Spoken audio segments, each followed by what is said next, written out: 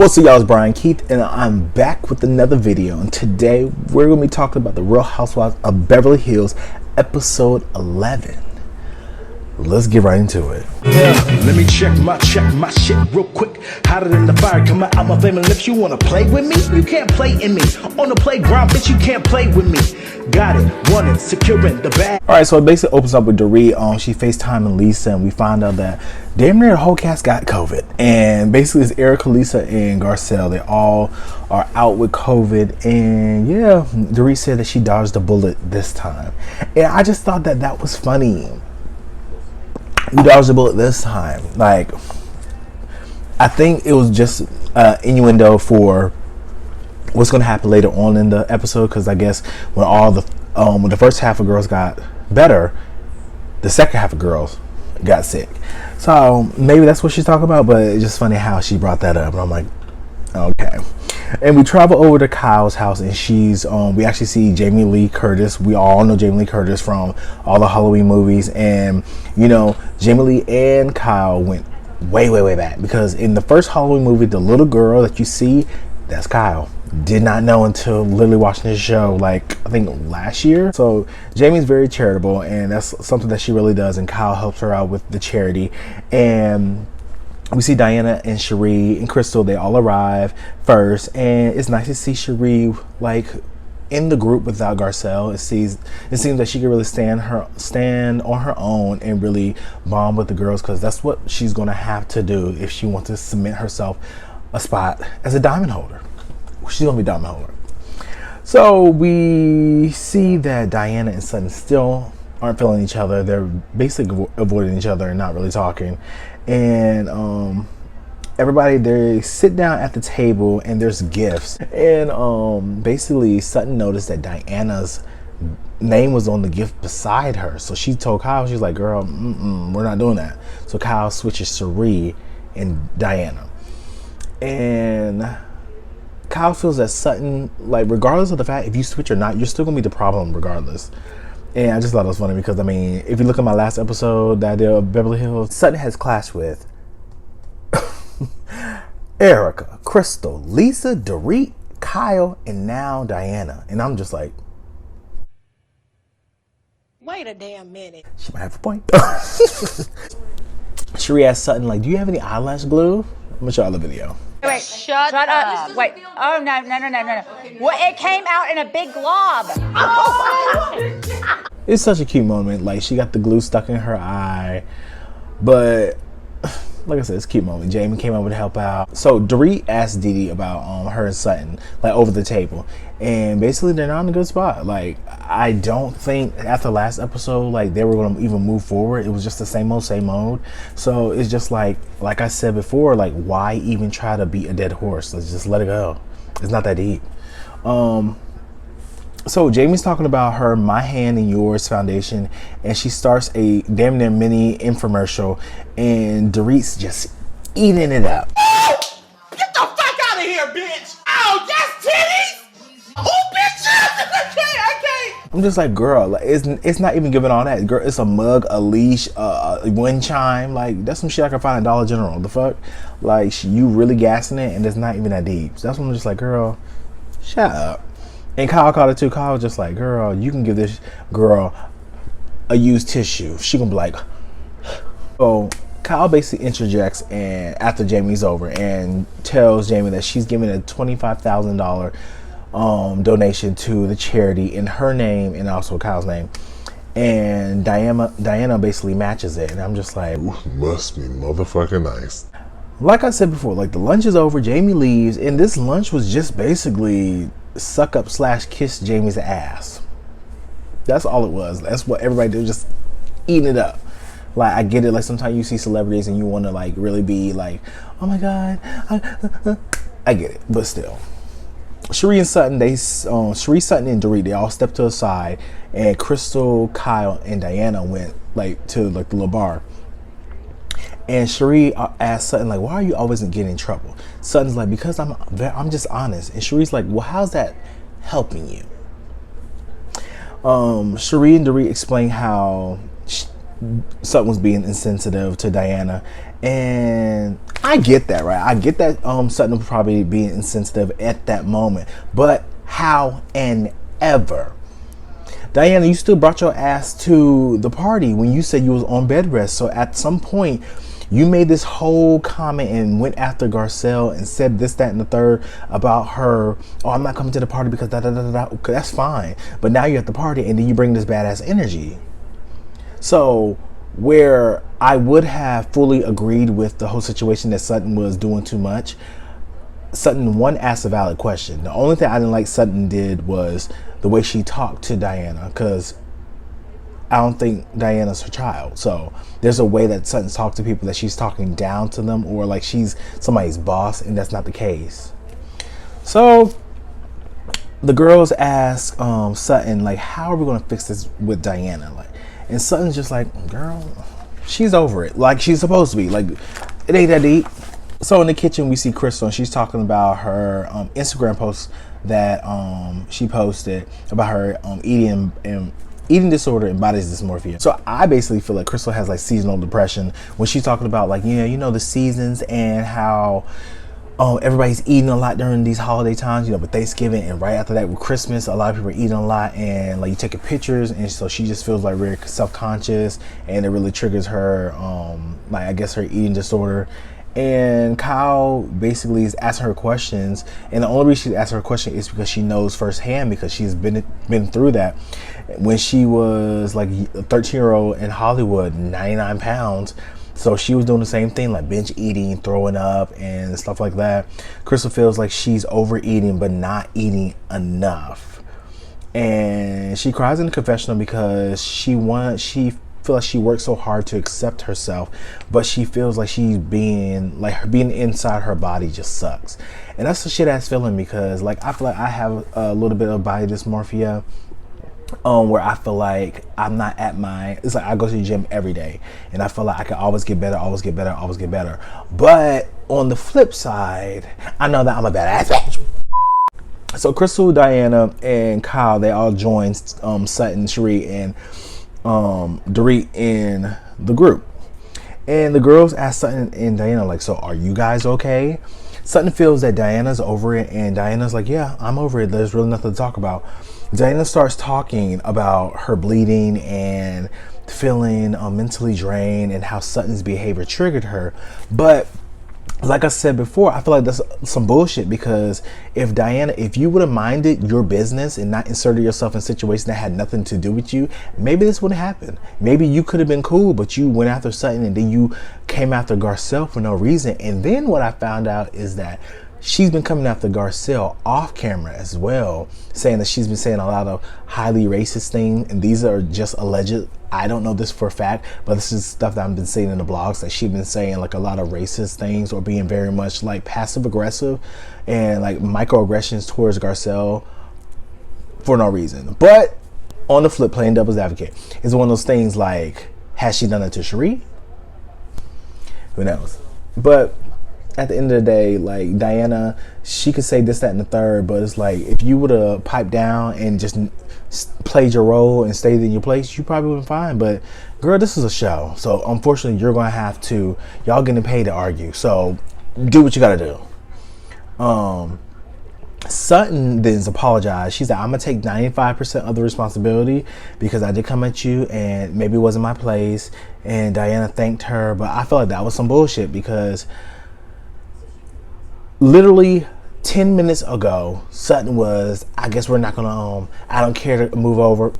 It's fine. But now it's just like, girl, I apologize, this, that, and third.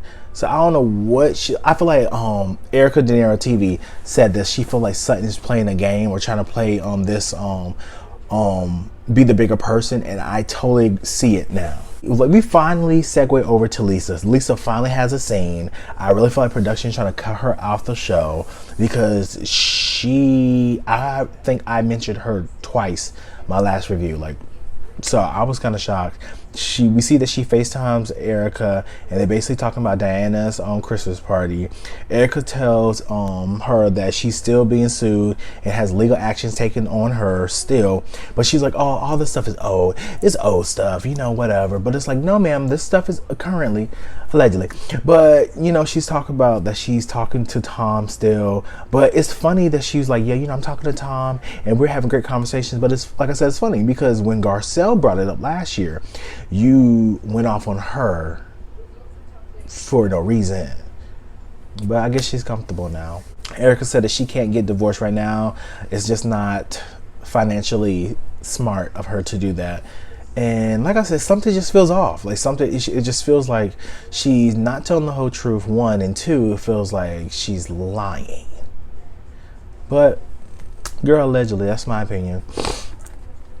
So we see Diana and her partner, Asher. Asher really looks like one of her sons. Like, he really looks like a younger dude that is like, it does not look like her fiance or husband, whoever he is. And you see Diana, she's dressed up, look very posh, fancy, and he's over here look like some like raggedy skater. I'm just like, it just don't make sense. Maybe the dick's good. I don't know. Who's know? I would never find out. So it's just like, girl, go ahead, money bags. So Asher, he like, they segue over and they're trying to like talk to the party plan like this, that, and the third. Asher's talking about how we should have this here on the bar, this here on the bar, and the party planner and Diana's not paying him no fucking mind. They keep cutting him off, and it just go from there. Like, child, it's just weird. I think Rodney said that Asher might be a homosexual. He might be a homosexual. So we finally see Kathy, and she's at her house. You know, her house is very much grand. She gave you very much rich white woman.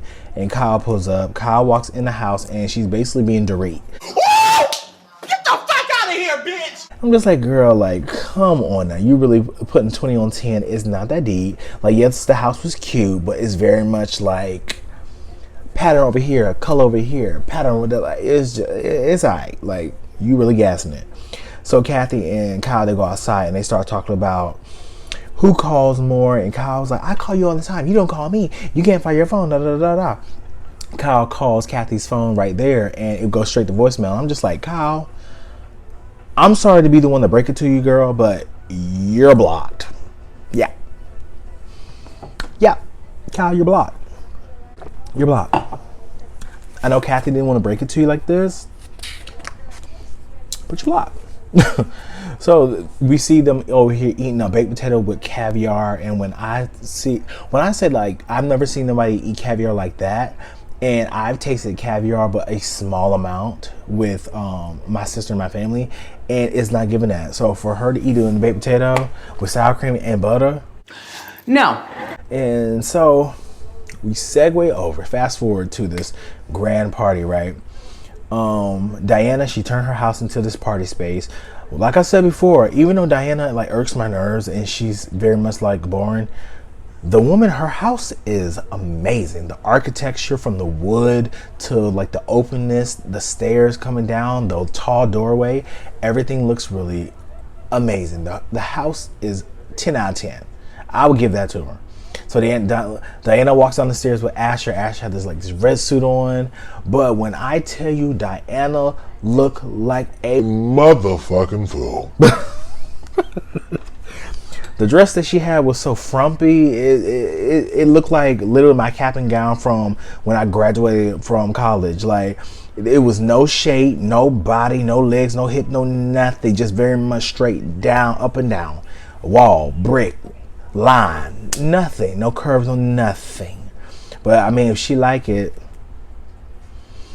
We see Crystal Cherie arrive, and they, like I said, they both are gorgeous. Like, these two women are just gorgeous. Crystal, you can't deny that this woman has a face. Gorgeous, gorgeous, gorgeous. Erica, in a good way, look bad. Erica looked bad. That fur that she walked in, I was like, okay. The pink dress, whatever. But that fur was everything. So everybody goes outside and they start mingling. Kyle walks in with her mask, giving us real like katana from Mortal Kombat. I was here for it. I'm like, okay, give me the fans. But she was looking really good. On Beverly Hills, they really don't.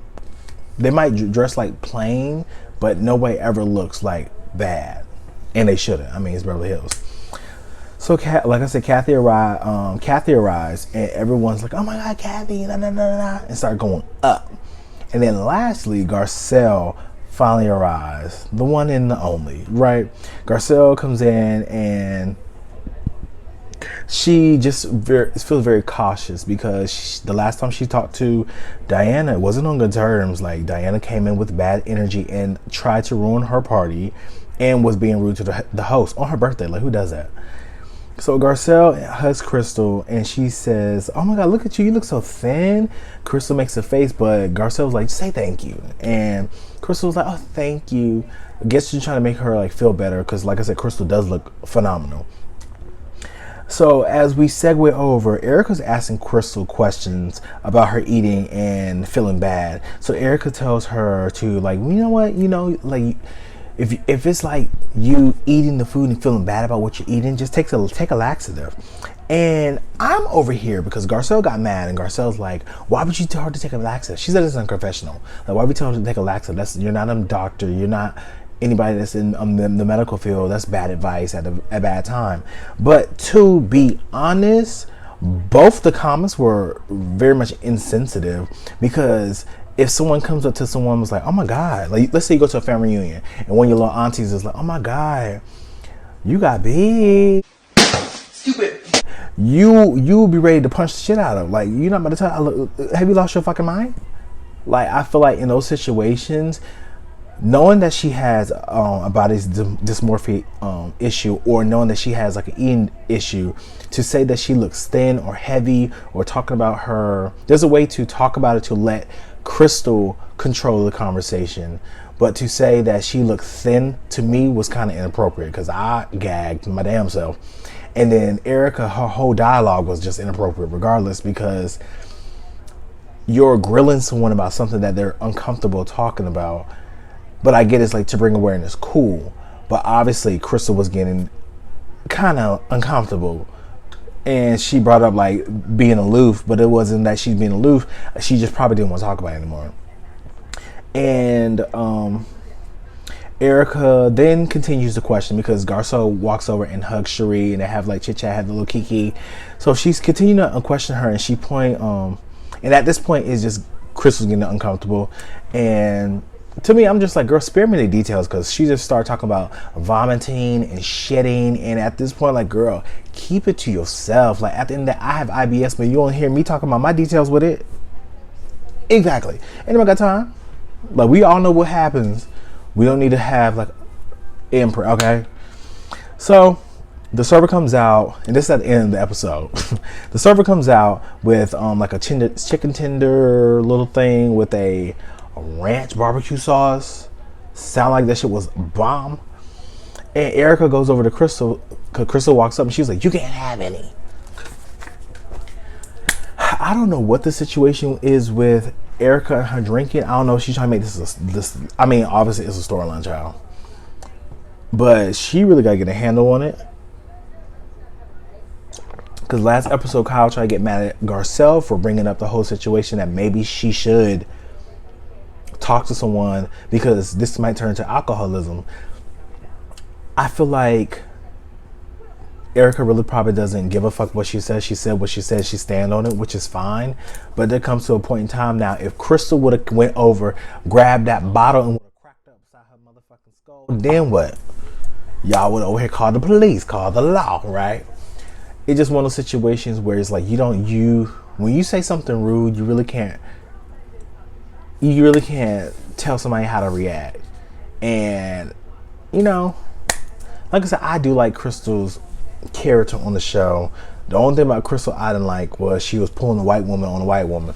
So that's the only thing I didn't like, because I felt like the whole dark comment and all this stuff was very much a lot. But you give empathy to people that goes through certain things that necessarily I don't go through. But I can show empathy, and like I said, I love the show. It's amazing. Y'all like, comment, and subscribe. I see you guys have been commenting, have been liking. I appreciate it so much. And yeah, we'll see in the next one. They didn't have a preview, so I don't know what's gonna happen next episode, but I know that Garcelle gets into it with Erica, Erica gets into it with Crystal. They coming for Kathy for saying something, and I'm still on the fence with Kathy. I'm walking on eggshells because I don't know what you said. I heard on the blogs apparently what you said, but I don't know. So I'm just going to walk on eggshell with you, because if it's true what you said, ma'am, I don't know how you're going to come back for this one. I'm a lot of candle for you. Assalamu alaikum, child. Like, comment, subscribe, and I will see you guys in the next one. Peace.